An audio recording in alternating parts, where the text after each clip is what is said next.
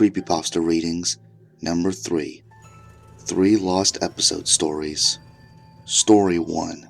Caillou says goodbye to Gilbert. I want to tell you about an episode of a show named Caillou that I saw once. My cat was put down a few years ago, and I want to tell you an episode of this most likely infamous kids show that was very similar to what I had experienced. I was in my room playing on my DSi. The year was 2009, and I was on summer vacation, and after summer I would be in 7th grade. I was so fixated on my DSi, my mom told me it was almost midnight and that I had to go to bed. We only lived in a 2-bedroom house as a result of the Great Recession a year earlier, and my 4-year-old brother had to sleep in my room, and I always used to wear headphones while playing quietly. We had to keep the TV on Sprout for some time so he could sleep. He liked Caillou, and I loathed it. During Sprout's Good Night show, I saw the Caillou intro playing. The title card was different. This was a season 4 episode of Caillou, and he had more maturity than previous seasons. I remember everything, with even my thoughts revolving in my head. The title card read, Caillou says goodbye to Gilbert. There was no picture, it was only words. The screen faded to Caillou's house. The sky was dark and gray. The house was different. It had no front porch, the windows were boarded up, the color of the house was purple instead of blue. The chimney was also worn down and had no top. I kept watching, I couldn't sleep anyway. It was a very depressing day at Caillou's house. I don't want to talk about it. I never saw the narrator this depressed. It cut to Caillou softly crying in the playroom. He never cried in season 4. I did research. Gilbert, why did you have to go? We were best friends. I was surprised that this type of show was talking about pets dying. Anyway, Caillou's parents were talking in the kitchen about Gilbert. It's sad we have to put him down today. I just didn't want anything to happen to him while we're on vacation to New York. You've told me this so many times, I want to scream. What about Caillou? Well, he'll be sad, but we had to do this anyway. He does have a kidney failure, you know. What I hate is that he keeps going up into the bathroom. He's lost it, Boris. He can't help it. I know, Doris. I'm mostly concentrated on Caillou. I wonder how he's doing. I'll go check on him. Boris walks into the playroom where we see that Caillou is crying and Rosie is playing with her dolls. Daddy walks over to Caillou. Daddy, why does Gilbert need to go to sleep? He is sick, Caillou. When we go, Grandma will babysit you and Rosie. I'm not staying here. Gilbert is my friend. He can't die without me there beside him. I didn't believe it. Caillou was never like this in these episodes. Do you really want to be there? Yes, I don't care if I get scared. I love him. Okay, Caillou, calm down and stop screaming. I hope you know this is too grown up for you. Do you understand? Yes, Daddy. Okay, let's get in the car.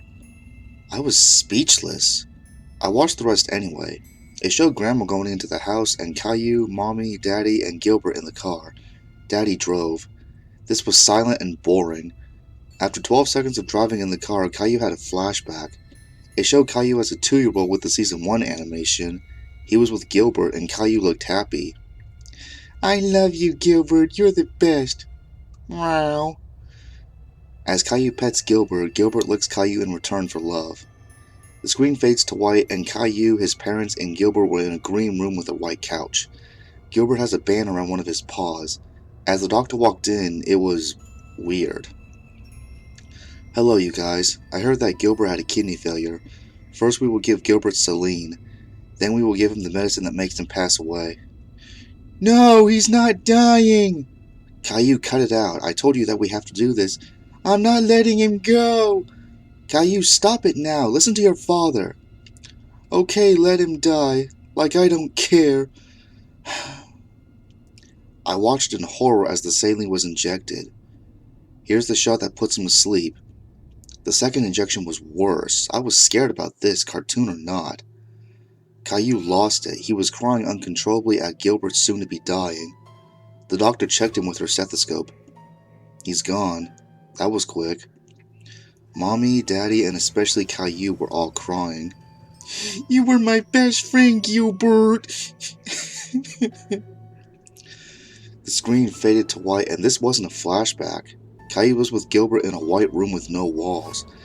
The room turned dark. Suddenly, Gilbert faded into nothing. Gilbert! Where is he? He's gone! Caillou started to walk in a straight motion. Despite this scene looked more like a flash on Newgrounds when compared to the show's regular animation. This went on for a minute with violent music playing in the background. This stopped when Caillou was pale and was almost skeleton thin. Gilbert! The screen faded to Gilbert on a cloud sleeping. A soft heavenly voice chuckled. The screen faded to black with Caillou crying in the background. It faded back with Caillou in a hospital. He was pale and looked like he was going to die. Caillou, you are too young to die. You're only 7. Caillou was 7 now? Well, it looked like Gilbert died 3 years ago. We love you no matter what. I know. I will see Gilbert soon. Caillou, I love you. Caillou? Yes, Mom? You were... What, Mom? Adopted! We adopted you from an orphanage. You were a baby born with cancer. We couldn't bear to see you suffer without parents, so we adopted you. I love you. Caillou closed his eyes and stopped breathing. Mommy, Daddy, and Rosie were all crying extremely hard. I actually felt sorry for him. The episode ended with a shot of them crying. The credits rolled silently, and they weren't that fun to watch either. It was just white text and Comic Sans scrolling on a black background. I only recognized the names of half of the people in the credits. The other half were people that I had never heard of. The copyright date was 2005, the year that Season 4 came out. The screen turned to static. I watched the static until it stopped after 4 minutes. The regular schedule came on after the episode. The next day, I woke up and heard my brother had strep throat. My dad had to stay home from work that day. I spent the day with my dad's permission to go on the computer and contact Sprout about it. Remember that it was 2009, so I contacted PBS Kids and PBS as well. NBC Universal bought Sprout in 2013. All three didn't know what I was talking about, sadly. I gave up and returned to my normal summer routine. I'm still scared of that Caillou episode, but not as much as before. I did some research on Caillou as well, but now I don't because I gave up. Well, that about sums it up. If you've ever seen this episode before, let me know.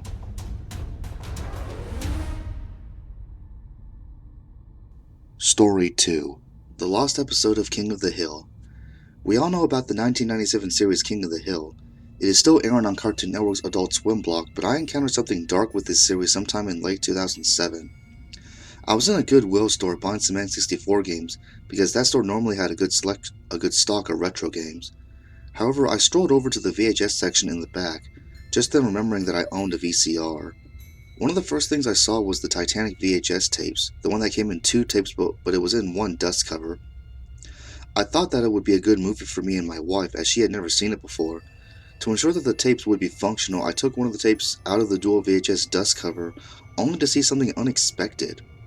It was a VHS tape with a crooked sticker on it.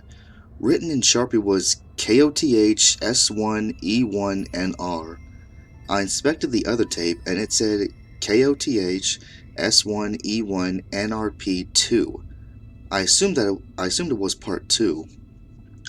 I did not know why one 22 to 23 minute episode took 2 VHS tapes, but I was curious. I bought the 2 tapes for $2.22. When I got home, nobody was there but me.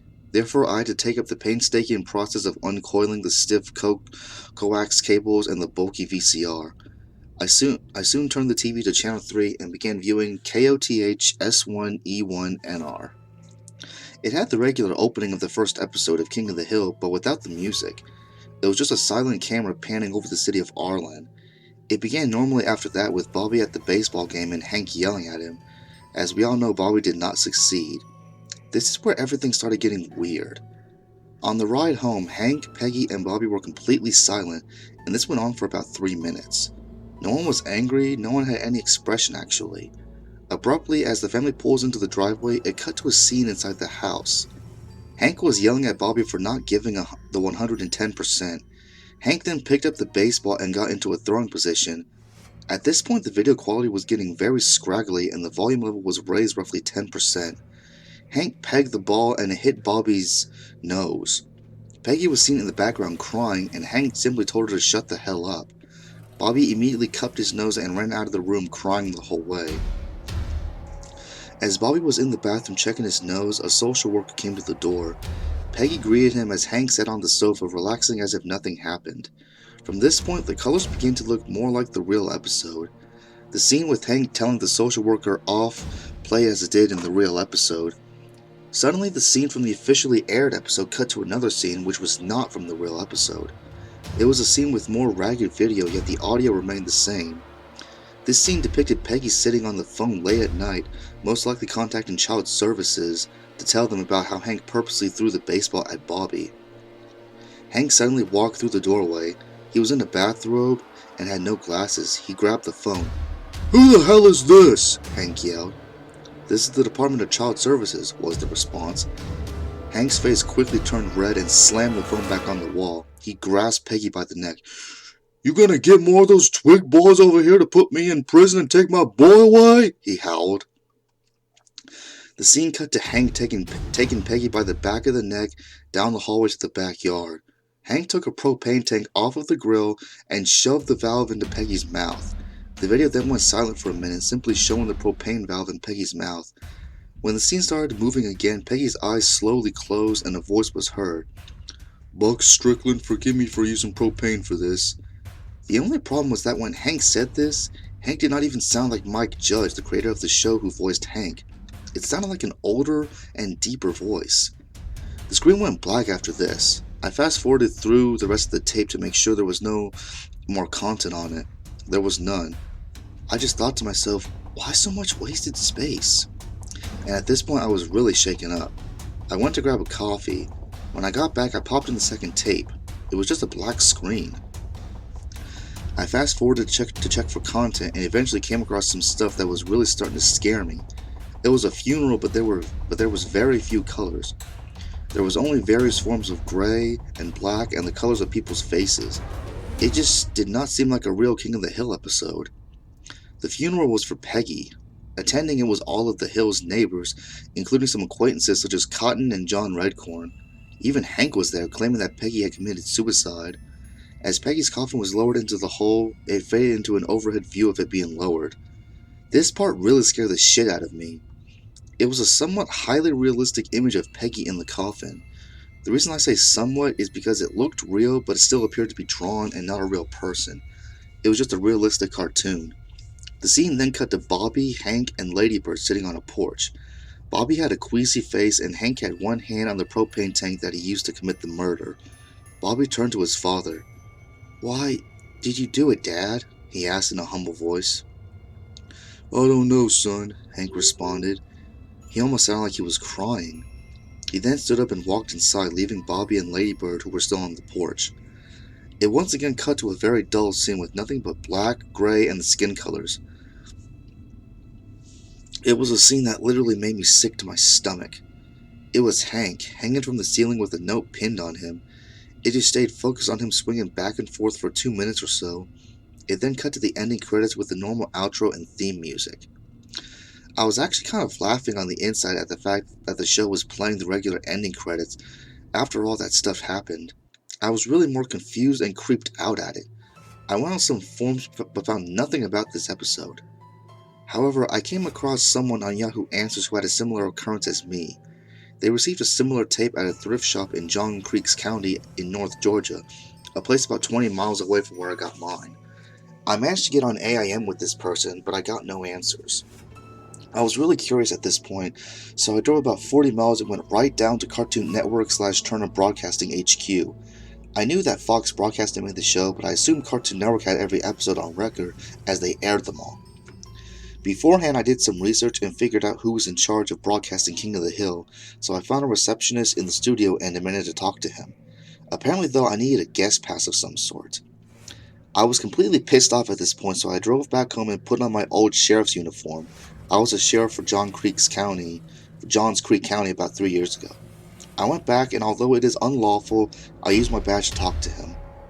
When I got into his office, he was just sitting at his desk talking on his phone. I walked up to him, threw the tapes on his desk, and demanded answers. He dropped the phone immediately and grabbed the tapes. I followed him to another office on the other side of the building. There was a small safe in this office. He opened it up, put the tapes in, and locked it. He then told me to leave. I did not want to act like a sheriff anymore because I did not want to get in trouble with the law, so I left. I got home and flipped on the TV. Adult Swim was on, and I was relieved to see a real episode of King of the Hill. To this day, there are only 2 copies of this episode on 4 tapes that I can find anything about on the internet. One of them I assume is still locked up in Cartoon Network studios. You may possibly come across more of them in thrift shops throughout the Southeast.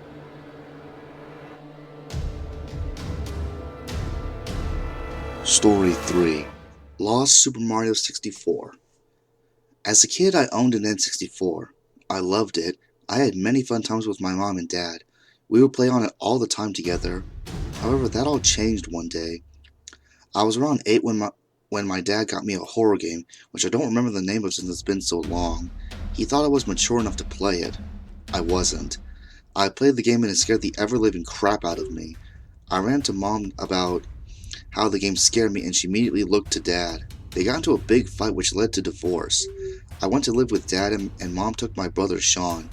Dad didn't hang out with people nearly as much except on birthdays. Speaking of my latest birthday, I hung out with a few of my friends and we went to a lot of places that day.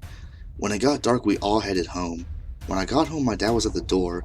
He had a really twitchy look on his face and had his hands behind his back. "Hey son," he said in a stuttery way. Hi Dad," I responded. "I got a present for you," he said in the same way I just mentioned before. He then brought his hands from behind his back to reveal an N64 and a cartridge of Super Mario 64. "Wow, Dad, thanks," I exclaimed. "I haven't had one of these since we moved in." Oh yeah, I should mention, when we moved, my mom kept the N64. I got a GameCube not too long after, but I still miss my N64. I then went upstairs to my room and set up the N64 to my TV. I turned on the N64 and put the Super Mario 64 cartridge in my N64. I started the game. After messing around with Mario's face in the title screen for a bit, I started the game for real. I noticed the first file had 1 star in it, so I guessed that my dad tested the game out to see if it worked, but forgot to delete the file. I decided to just select that file anyway since I remembered the King Bomb boss fight so well and because it was so easy that it wasn't worth fighting. So I selected the file and walked in the castle. I decided to continue collecting stars at Bomb Battlefield, so I went into the room where it was located and jumped in the painting. When I got there, I noticed there were no enemies or helper bomb mobs, just the Koopa you would race to get the star. I talked to him and we raced. I was ahead of him for pretty much the whole race. The only other weird thing besides the no enemies were that there were none of those black boulder things rolling down the hill. Other than that, it was normal. But when I got to the top of the hill, I was surprised to see Koopa the Quick was already there. Not only that, but the camera was fixed on some weird bottom-up perspective. "No, no, no, not you again. I'm in a great hurry, can't you see?" Koopa the Quick said in a text box. "It's just that I'm in such a rush. That's it, that's all. Now I must be off. Ow, let me go." Weird, I thought. I decided to run around from that perspective to see if anything would happen, and something did. I stepped on something and faded to another place. I landed in a cage. Huh, I thought. I don't remember this. Maybe it's just because I haven't played this game in such a long time, even though I have a really good memory, but oh well. I noticed there was a giant blue button in the cage. I ran to it and jumped. Then a text box appeared saying I activated the ability to use the Vanish Cap. I also thought that this was weird. I knew the Vanish Cap was in this game, but I didn't think you got it here. Then I noticed the blue box that contains the Vanish Cap. I got the cap and went out of the cage. When I walked out the cage, the music cut completely, which I found weird. I walked around to see where I needed to go. I walked to the right and the music came back. That's when I saw the weirdest thing. It looked like a pixely version of my dad. That's when I could tell this definitely wasn't the same game. I then went the other way and found a cage with a pipe inside. I used the Vanish Cap to go in the cage and went in the pipe. The music cut again when I got the cap. Anyways, this took me to another place. I was in a basketball court with a cage preventing me from going out. This confused me even more since this looked like the place I used to play basketball in when I was a kid. Did this game know I was playing? Was it trying to make me feel guilty of my past memories? Anyways, I pressed on. I noticed the Vanish Cap box near me. I got the cap and walked out of the cage. When I got out, I walked down a road that looked very familiar to me and into a tunnel. I walked through the tunnel for a while until I noticed the door. It took me to another place that surprised me. It was our old living room. It looked completely identical to how I last saw it. A stand holding our old TV up, a couch, everything looked the same. The TV only had static. I could tell the game was messing with me by this point and I was getting kind of freaked out. I noticed another vanish cap was on the TV stand, so I went and got it. After getting the cap, I jumped through a window. This took me to another place I didn't recognize at all. It was just a dark room with a bunch of boxes and windows. There was another vanish cap. I got the cap and triple jumped high through a window. This time I was in a place that looked exactly like my bedroom. There was a drawer, a bed, a coffee table with a lamp, and a bunch of posters.